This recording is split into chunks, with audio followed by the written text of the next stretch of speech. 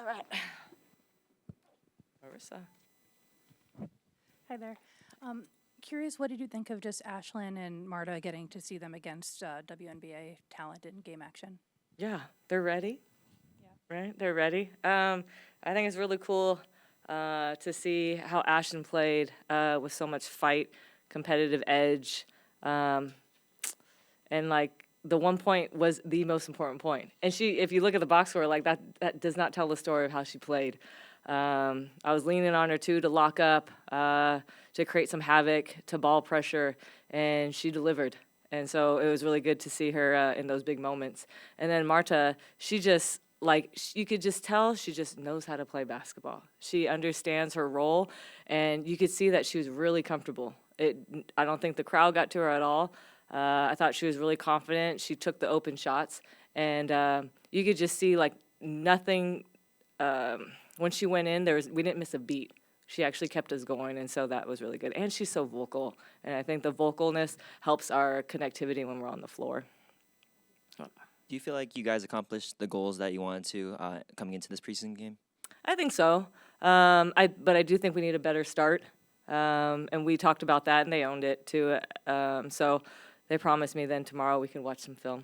But yeah, they understand that, and I thought everyone in the second half, everybody contributed. I thought, I told them everyone's going to play, and whatever minutes that is, just take advantage of it. And you could see that. But I think what the coolest thing out of the three things we're looking for is playing for your teammates. And you could see that. It looked like we were connected, almost for a whole year, even with the new players. And so, then we played with a lot of joy. And then the Valhalla got into it, and it was really fun. What do you think about the way KT played? It's been 283 days since she's played a basketball game. What did you think of her? And felt like she was pretty aggressive out there, to start the game. Yeah, she had no fear, and that's what I like to see. She said she felt good before the game, and she was confident. And so I said, then let's rock and roll. And so, yeah, she, I think, conditioned her body, like I said, to the best of its ability up to this point. And again, if you guys just saw the behind the scenes of 6 months of rehab, it's tough. And so I think she got to really celebrate herself out there a little bit to show you guys how much hard work. But this is just the beginning. Like KT, I'm going to give her a lot of time to continue to build her strength back and her timing and her rhythm with her teammates. But for a preseason game, I thought she was great. Yeah. How'd she feel after the game? Did she feel like pretty good afterwards? They poured water on Mila, so I didn't really get a chance to ask anyone because they were just celebrating Mila because she did what she did. Yeah, so I'll ask her. Yeah. Caitlyn Chen guiding that second unit, Yeah. leading the team in minutes, just her endurance, her confidence. What did you see from her out there? That, exactly. Endurance, confidence. We told the players ahead of time that V wasn't going to play in the second half, and so Caitlyn, you had to take the whole second half. She one time went like this. I said, nah. I was like, nah, you're staying in there. But I said I had 4 timeouts. So you need one, just tell me. And so, yeah, her ability to push through. And that's what I like to see sometimes is when a player is really uncomfortable, how are they going to respond? And she responded like, okay, you ain't going to take me out? Okay. And then you could just see, her leadership got louder, her determination, what she saw. I let her call what she wanted because I suggested this, and she was like, no. And she wanted to run something else. I'm like, hey, you see better than I do. So, yeah, just her confidence, I think, grew at that point where, sometimes when you're uncomfortable, fight through it. And I thought she did.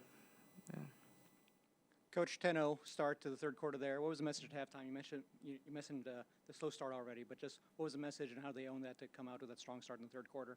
Just not allowing these missed shots and your offense to dictate the pace of the game. And I thought we did that, which is not who we are. We're a defensive team.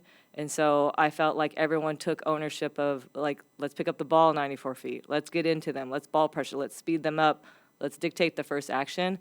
And I thought everyone committed to it. And so we can't just have one person just doing it. It has to be all 5. And so that's something that we're going to take priority for the next game. You mentioned Mila getting the water poured on her and everything. Just how cool was it to see her just kind of get her Valhalla moment here? Really cool. yeah, I made sure I wasn't in there with the water moment, but no, just really cool. Like I said, like we feel like we're already a family. You guys know how I am with connectivity and feeling that family vibe. So just already to celebrate someone that early, I think it's really cool. But wow, I mean, I think I was subbing in Jack, I think, and I was just like, oh my gosh, like just to see that Valhalla responded to Mila. She was just unconscious out there, and so it was really cool just to see all of her hard work, come to life. Hi, Natalie. You spoke about the leadership of Caitlyn Chen. I'm also curious what you saw in terms of LA's leadership or Kate Martin's leadership just in that second rotation. Yeah, Kate really ignited us from the jump. She hit a couple threes early on, and so just her confidence right from the jump. She was ready to shoot. I thought she was locked in on the game plan. I thought she was communicating, which Kate is always doing that. Kate's communicating. She's over-communicating. She's trying to cover for her teammates. And I think what's really special about Kate is she's always pumping her teammates up. Like, she doesn't hesitate. She over-talks with that. And then LA, that block to me, like, that really sent a message. I was like, did you say something? She's like, no. And that's LA. She kills with silence, and I love that about her.